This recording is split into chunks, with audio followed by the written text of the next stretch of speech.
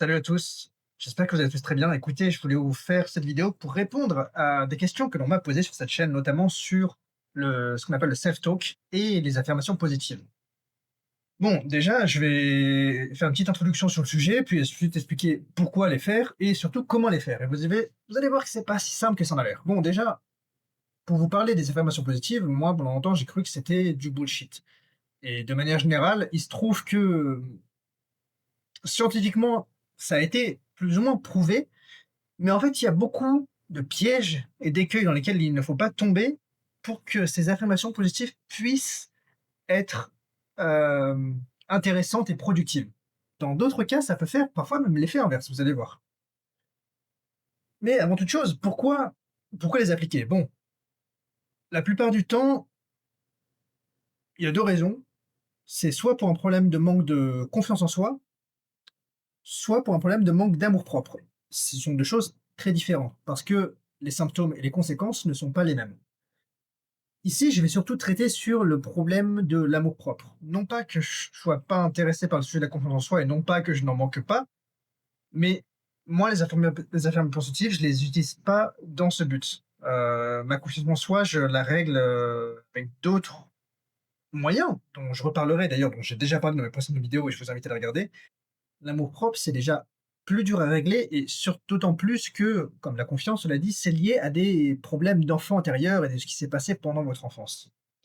Et en fait, pour guérir un peu de ce que vous vous êtes répété inconsciemment ou consciemment durant votre enfance, qui est, bah, en fait, je ne suis pas aimé, je ne mérite pas d'être aimé, voire je ne mérite pas de vivre pour certaines personnes. J'avais déjà vu des podcasts comme ça, c'est très triste. Toutes ces choses qu'on se répète, que l'on comprend pendant l'enfance et qu'on garde en soi pendant des années, bah, déjà, faut du temps pour les déconstruire et il faut de la puissance, de l'impact, de la répétition pour les déconstruire. Ce qu'il faut comprendre, c'est que pendant votre petite enfance notamment, un enfant ne rationalise pas. Donc c'est-à-dire que s'il va lui arriver une expérience négative vis-à-vis, par exemple, de ses parents ou en tout cas des personnes qui sont censées prendre soin de lui, il va pas se dire: «Ah mais en fait, là, ma mère, elle n'est pas avec moi parce qu'elle est occupée». Il va juste voir le fait: «Ma mère n'est pas avec moi, conséquemment, ça signifie qu'elle m'aime pas». C'est comme ça que ça marche un enfant, grosso modo. Mais l'enfant ne va pas pouvoir rationaliser ce qui lui arrive et s'il se passe des choses dans son enfance, il va en conclure que ce qui lui arrive, c'est parce qu'il n'est pas aimé et qu'il ne méritait pas d'être aimé. Et après, dans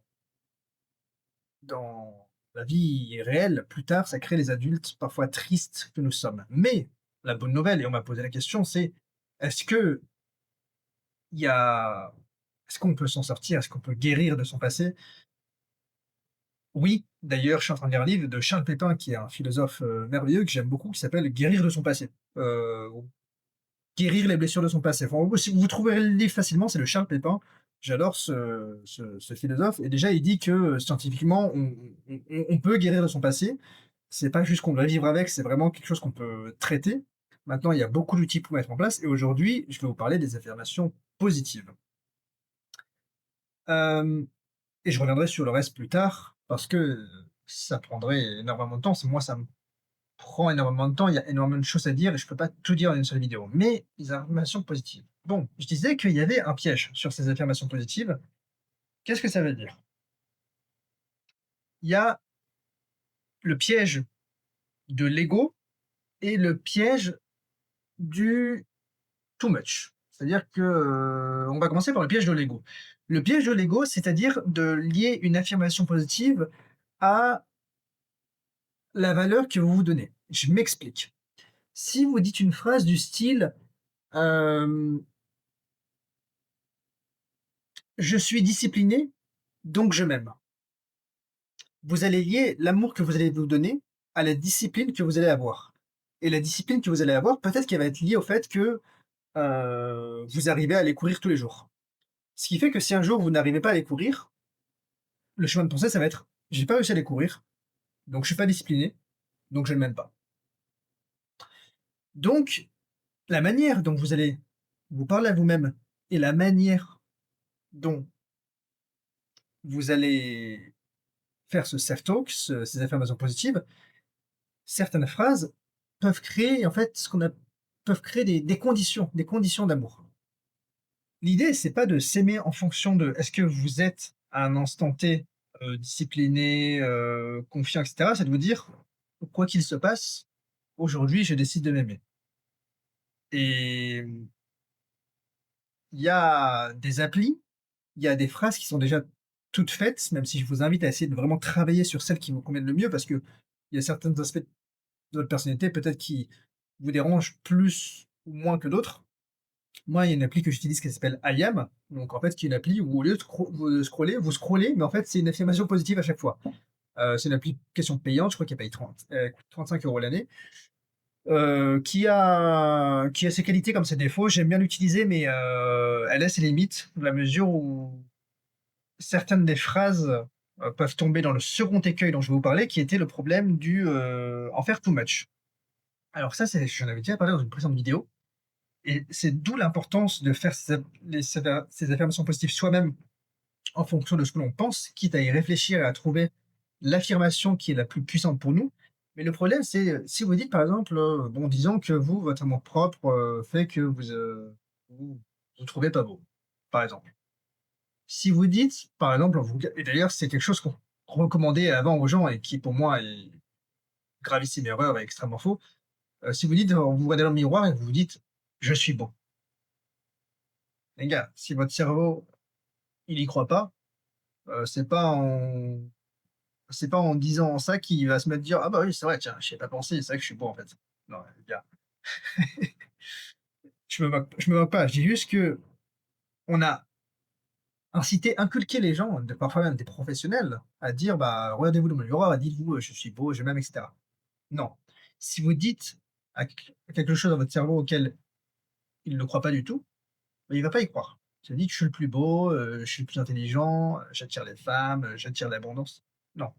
Ce qui est intéressant, c'est lorsque vous avez cette petite voix dans votre tête qui vous rabaisse, qui vous sabote, qui vous fait dire, «Bah, tiens, là, je me sens un peu moins je me sens moindre, je me sens moins intéressant que les autres». OK.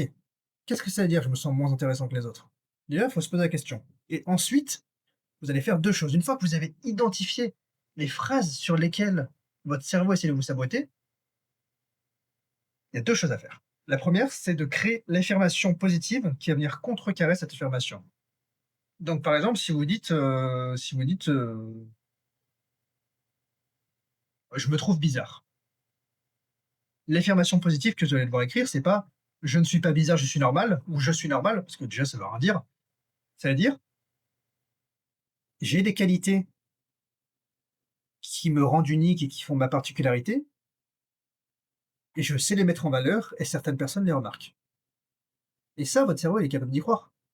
Parce que c'est vrai, vous avez des qualités, vous êtes pas, voilà, je veux dire, je pense pas que vous ayez commis de crime ou, vous avez des qualités, c'est sûr, vous avez des qualités. Vous avez peut-être vos particularités, ce qui vous rend unique, c'est aussi vrai et certaines personnes les remarquent. C'est vrai, d'autres ne les remarquent pas. Vous pouvez aussi dire, peut-être un peu plus triste, mais je sais que beaucoup de gens en ont parlé sur la chaîne, heu, si je disparaissais, tout le monde s'en foutrait. Affirmation: «Je compte pour les gens». Les humains comptent plus qu'ils ne le pensent. Vous pouvez aussi pratiquer ce genre d'affirmation et ça, c'est des choses auxquelles votre cerveau peut croire. Ça vous lui dit pas des trucs: «Bien sûr que je compte pour tout le monde», et cetera, parce que ça, quand votre cerveau, quand il est en spirale négative, il va pas y croire. Mais ça, vous lui donnez des petits trucs où il se dit: «Bon, bah, c'est vrai que c'est pas déconnant l'affirmation positive que je viens de dire, elle est pas déconnante». Donc déjà, ciblez les choses sur lesquelles vous tournez en boucle, dans votre tête et les contrecarrer avec une affirmation qui est vraiment spécifique. La deuxième chose, c'est, heu, de créer des micros actions qui vont aller dans le sens de votre affirmation positive. Je prends un exemple, par exemple, si vous dites, je sais pas, «Aucune fille, me remarque». Bon, affirmation positive, bah, certaines, me remarquent, mais d'autres ne me remarqueront pas, c'est naturel. Bon, déjà, ça, c'est vrai, hein, ça existe pas que personne ne nous remarque, soit dit en passant. Et une micro-action, ça va être, bah, par exemple, je sais pas, vous allez faire les courses, les caissières, vous lui faites un sourire, vous vous lui dites un petit mot, mais pas vous la pas draguer, je fais juste: «Bonjour, est-ce que ça va?» Et déjà ça scientifiquement ça produit de l'oxytocine, hein, aussi le fait de demander à si quelqu'un si la personne va bien, heu, ça augmente, votre oxytocine. Donc qui est une hormone, j'ai pas envie de dire des bêtises, mais, liée à la sécrétion, du plaisir. C'est pas de la dopamine, c'est pas de l'endorphine non plus, à pas confondre. Et ouais, juste être souriant, être avenant et déjà, vous allez voir que, les gens vous remarquent et que vous n'êtes pas invisible aux yeux des gens. Donc en fait, quand on est dans cette, boucle de pensées négatives, oui, on peut se dire: «Mais personne ne me remarque», mais c'est normal parce qu'après on va sortir dans la rue, on va avoir les yeux baissés parce qu'on fera la gueule, on va parler à personne parce qu'on fera la gueule et qu'on aura envie de parler à personne. Donc c'est sûr que plus vous rentrez dedans, plus moins les gens vont vous remarquer. Donc rien ne change si rien ne change. Donc si je devais récapituler, attention aux écueils des affirmations positives, donc l'écueil de l'ego et l'écueil d'en faire trop. Et lorsque vous analysez les problèmes et la petite voix dans votre tête qui vous fait vous mal vous parler sur tel point ou tel point où vous sabotez, le premier truc, c'est, contrecarrer avec une affirmation positive qui est spécifique et qui n'est pas exagérée. Et la 2e chose, c'est micro-action qui va dans le sens de cette affirmation positive. Voilà, avec ça, vous serez imbattable. J'espère que cette vidéo vous aura plu. Je vous dis à bientôt. C'était Mathieu.